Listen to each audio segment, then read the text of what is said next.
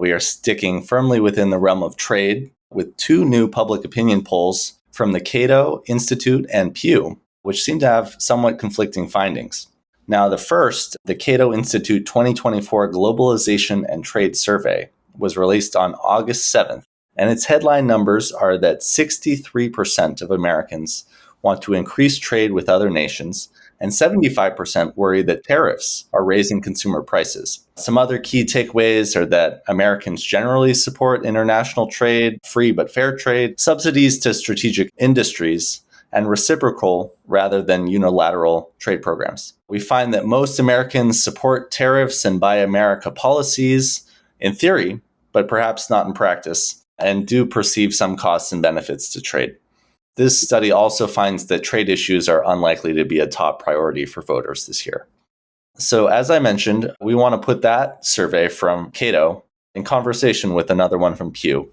And the headline there is that a majority of Americans take a dim view of increased trade with other countries. And that's from July 29th. In this survey from Pew, they find that since 2021, Republicans have become increasingly skeptical of trade's benefits, while Democrats' views have stayed largely consistent. It also finds that 59% of Americans believe that America has lost more than it has gained from trade, which clearly contradicts what we were seeing in the Cato survey. Trade policy, also in this survey, was found to not be a priority for voters in this election. So guys, what stands out to you about these surveys? Well, first of all, I think it's important when you talk about any kind of opinion research to talk about the methods. Both of them are impressive studies. They have large bases, which I think is the most helpful part. The methods used by the Cato Institute were by a company, YouGov, which does a lot of survey research, and it's an internet-based company. Now, I point out that when the Gallup organization invented opinion polling back in the 1950s, two things were true. Thing one was everyone had a home telephone, okay? And thing number two was when it rang in the evening, it always was answered, okay?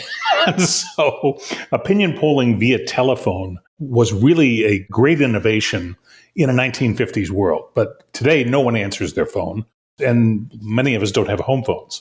We have our mobile, and that it follows us around and tracks us everywhere. So, but we certainly don't pick it up when a strange number calls. So someone not in your directory, if you pick up the phone, you're older than I am. But having said that, these methods that are being used by both YouGov, which is a large panel, internet-based, so they have 2,000 or so respondents. Pew is the Pew Research, which does a lot of polling, works from a standing panel, which is demographically and geographically balanced. It's 8,000 respondents. But these are people who have agreed to be contacted.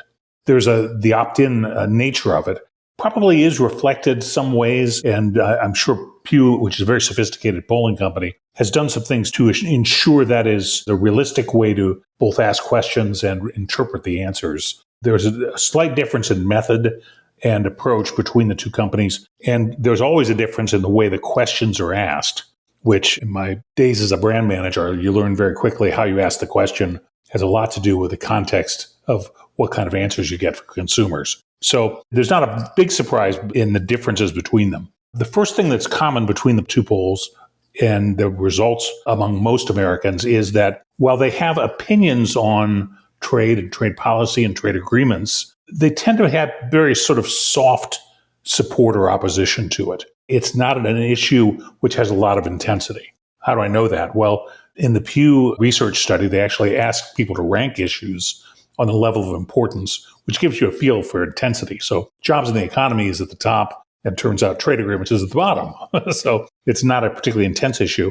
It's visible in the Cato Institute's polling, but they look at the number of people who don't know or don't have an answer to a specific question on whether it's trade with China or trade agreements or whatever.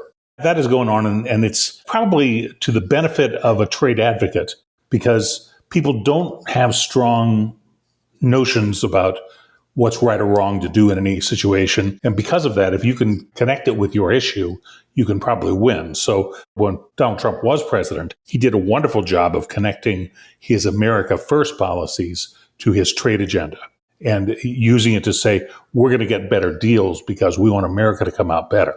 So when you can connect it to something like that, many people who are interested in development of low-income countries will talk about trade as a way to do that. And that makes sense to people and tends to be supported by people, according to these polls. That gives you some opportunity to connect it to a bigger issue. But as a whole, it's not a make-or-break issue for voters or respondents in this case.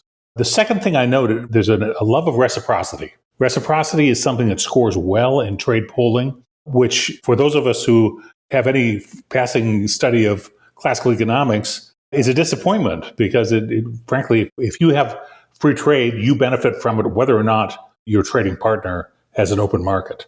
It reminds me of the famous quote by MIT's Paul Samuelson, who said, the only thing about classical economics that is both true and not obvious is Ricardo's theory of comparative advantage. So, it's one of these things we'll never get it across. And this notion of fairness and reciprocity is deeply embedded in people's views about what makes a good trade agreement. So now, with that said, I would say that the Pew Research examined differences by political party. And while the parties were often out of alignment with the voting members of Congress, were often out of alignment with their voting base, Democrats were more pro-trade, Republicans more anti-trade. The voting tended to be reversed. That's come back into line since the Trump policies. So Republican voters who are older, more rural, and more skeptical of government in general tend to be less embracing of free trade. Democratic voters who tend to be younger and more urban and less rural tend to embrace the world to a much greater extent. So with that said, one final comment is that if you're a politician or want to be an influencer, you've got a free rein here because the ratings for trade are surprisingly good, given that nobody has talked positively about international trade since about 2008. So we've either not talked about it or we've talked about it in negative terms, and yet it still comes out as fairly well respected by voters. So there's an opportunity there somewhere.